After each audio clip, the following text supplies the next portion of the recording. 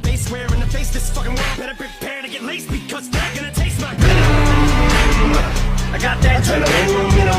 Halo, perkenalkan nama saya Ainaya Putri Maharani dengan NPM 2018-14500-680. Assalamualaikum warahmatullahi wabarakatuh. Nama saya Afrita Dita Kusumaningrum dengan nomor NPM 2018-14-500-626. Assalamualaikum warahmatullahi wabarakatuh. Selamat pagi Ibu Bimanisma dan juga teman-teman semua. Perkenalkan, nama saya Yolanda Soimah, NPM 2018-14500-685. Baik, pada hari ini kami dari kelompok 10 ingin membahas terkait dengan Incoterm lanjutan. Yang pertama yaitu ada CIF dan CPT yang akan dijelaskan oleh Saudari Naya. Halo, perkenalkan nama saya Ainaya Putri Maharani dengan NPM 2018-14500-680. Halo, kali ini aku akan membahas materi mengenai macam-macam Incoterm. Sebelumnya sudah dibahas oleh kelompok 9. Sekarang aku akan membahas materi mengenai CIF atau Cost, Insurance, and Freight. Apa sih CIF itu? Di dalam CIF, penjual berkewajiban untuk bekerja sama dan membayar asuransi. Asuransi yang digunakan juga harus menjangkau area resiko dan durasi perjalanan seperti yang disebutkan dalam kontrak penjual, serta menyediakan polis atau sertifikat asuransi bersamaan dengan dokumen lain yang diserahkan. Syarat penyerahan CIF. Di dalam CIF juga terdapat syarat penyerahan barang, di mana penjual atau seller menyerahkan barang ke pembeli hingga barang telah ditempatkan di atas kapal di pelabuhan pemuatan yang ditunjuk oleh si pembeli. Selanjutnya, penjual bertanggung jawab dalam mengurus pengangkutan dari pelabuhan pemuatan ke pelabuhan tujuan dan asuransi barang. Dan resiko penjual akan berakhir ketika barang telah berada di atas kapal. Penjual akan berkewajiban dalam mengasuransikan barangnya dari pelabuhan muat hingga ke pelabuhan tujuan. Akan tetapi, resiko barang rusak, hilang adalah dari sisi pembeli. Penjual hanya bertanggung jawab dalam membuka asuransi barang tanpa menanggung resiko dalam perjalanan sejak barang ditempatkan di atas kapal. Sekarang kita akan membahas materi mengenai kewajiban-kewajiban yang ada di dalam CIF. Yang pertama, kewajiban dari eksportir, yaitu mengirim barang serta menanggung resiko sampai barang berada di atas kapal. Kemudian, menanggung biaya dan asuransi sampai barang tiba di pelabuhan destinasi. Dan yang terakhir, mengurus dokumen ekspor dan kepabeanan. Selanjutnya, peralihan tanggung jawab dari eksportir ke importir, yaitu saat barang sudah berada di atas kapal. Dan kewajiban importir, yaitu bertanggung jawab atas biaya dan resiko barang dari pelabuhan di tempat importir sampai ke gudang importir. Dan mengurus dokumen impor dan dokumen-dokumen lainnya. Nah, sekarang kita lanjut lagi ke materi yang kedua, yaitu CPT atau Credit Itu.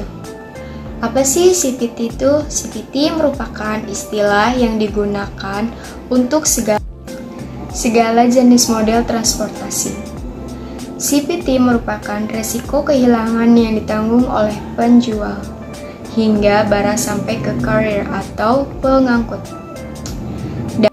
CPT juga merupakan syarat penyerahan barang di mana si penjual atau seller menyerahkan barang ke pembeli, pada pengangkut, atau orang lain yang ditunjuk oleh penjual di tempat yang sudah disepakati.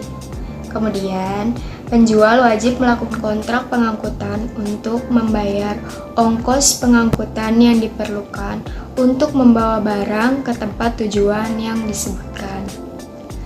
Kemudian, resiko dan biaya beralih pada titik yang berbeda.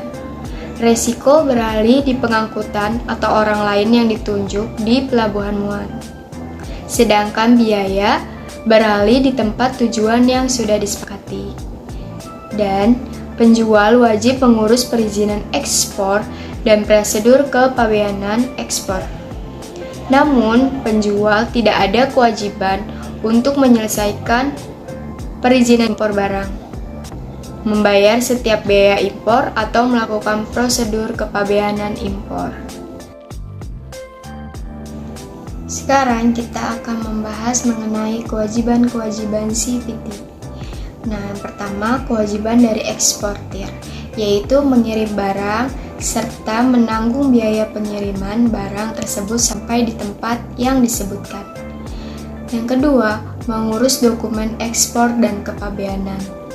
Dan peralihan tanggung jawab dari eksportir ke importir, yaitu saat barang diserahkan ke pengangkut. Dan kewajiban dari importir yaitu bertanggung jawab atas barang dari saat barang tiba di tempat yang disebutkan dan mengurus dokumen impor serta dokumen-dokumen lainnya. Terima kasih. Macam-macam Incoterm yang selanjutnya yaitu ada CIP dan DAT yang akan dijelaskan oleh Saudari Dita. CIP atau Carrier and Insurance P2, sebutkan nama dan tempat tujuan, yang artinya peralihan resiko atas kehilangan atau kerusakan barang beralih dari penjual kepada pembeli pada saat barang diserahkan kepada pengangkut yang ditunjuk oleh penjual. Dalam CIP, penjual harus menyediakan asuransi pengangkutan yang menanggung resiko pembeli atas kerusakan atau kehilangan barang selama masa pengangkutan tersebut. Biaya-biaya yang ditanggung oleh eksportir.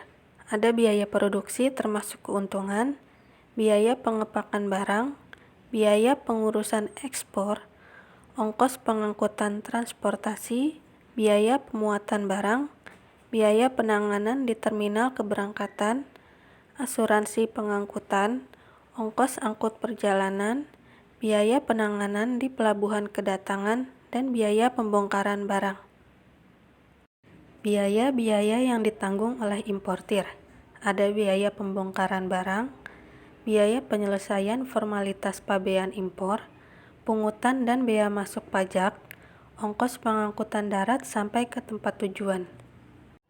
DAT, Delivered at Terminal, sebutkan nama terminal di pelabuhan atau tempat tujuan, yang artinya penyerahan barang, di mana penjual menyerahkan barang ke pembeli ketika barang sudah dibongkar dari sarana pengangkut yang telah tiba di terminal, yang ditunjuk pembeli pada pelabuhan bongkar atau tempat tujuan. Penjual telah memenuhi kewajibannya untuk mengantar barang kepada pembeli pada saat barang telah dibongkar dari sarana pengangkut di terminal tujuan atas pengaturan dari si pembeli. Penjual bertanggung jawab dalam mengurus izin ekspor barang, namun tidak memiliki kewajiban dalam menyelesaikan perizinan impor barang, membayar bea masuk, dan melaksanakan pengeluaran barang impor. Adapun biaya-biaya yang ditanggung oleh eksportir. Yang pertama, ada biaya produksi termasuk keuntungan. Yang kedua, biaya pengepakan barang. Yang ketiga, biaya pengurusan ekspor. Yang keempat, ongkos pengangkutan transportasi. Yang kelima, biaya pemuatan barang. Yang keenam, biaya penanganan di pelabuhan keberangkatan. Yang ketujuh, asuransi. Yang kedelapan, ongkos angkut perjalanan. Yang kesembilan, biaya-biaya penanganan kapal di pelabuhan bongkar. Biaya-biaya yang ditanggung oleh importir.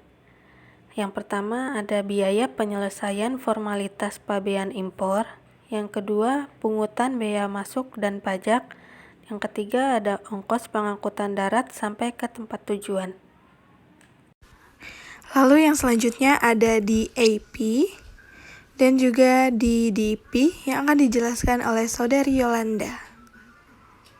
Ya baik, selanjutnya saya akan menjelaskan macam-macam Incoterm lanjutan yang ke-10 yaitu ada Delivered at Place, di mana Delivered at Place ini Penjual mengantar barang ke pembeli pada sarana pengangkut yang telah tiba di tempat tujuan yang disebutkan atas pengaturan dari pembeli. Pihak pembeli disarankan untuk menentukan sejelas mungkin titik tempat tujuan yang disepakati. Penjual akan menanggung resiko sejak barang dibawa dari tempat penjual hingga diantar ke tempat yang ditentukan oleh pembeli. Penjual telah memenuhi kewajibannya untuk mengantarkan barang kepada pembeli pada saat sarana pengangkut telah tiba di tempat tujuan yang disebutkan oleh pembeli. Nah, kemudian DAP ini penjual bertanggung jawab dalam mengurus izin ekspor barang namun tidak memiliki kewajiban dalam menyelesaikan perizinan impor barang, membayar bea masuk, dan tidak bertanggung jawab dalam melaksanakan pengeluaran barang impor atau prosedur kepabeanan impor. Penjual hanya mengurus pengangkutan menuju ke tempat yang disebutkan oleh pembeli saja. Pembeli sebagai pihak importirlah yang bertanggung jawab untuk membayar bea cukai dan membayar bea masuk. Dan untuk biaya-biaya yang ditanggung oleh eksportir dalam DAP ini yaitu biaya dalam produksi termasuk keuntungan yang diharapkan, kemudian biaya pengepakan barang ekspor, biaya pengurusan ekspor, izin ekspor maupun bentuk-bentuk kewajiban formal dari pemerintah, ongkos pengangkutan transportasi di darat, biaya pemuatan barang di pelabuhan, biaya penanganan di pelabuhan, premi asuransi pengangkutan utama dalam jumlah minimum cover, ongkos angkutan perjalanan dari pelabuhan keberangkatan hingga sampai ke pelabuhan tujuan, biaya-biaya penanganan kapal, biaya pembongkaran barang, dan biaya ongkos pengangkutan darat hingga sampai ke tujuan importir.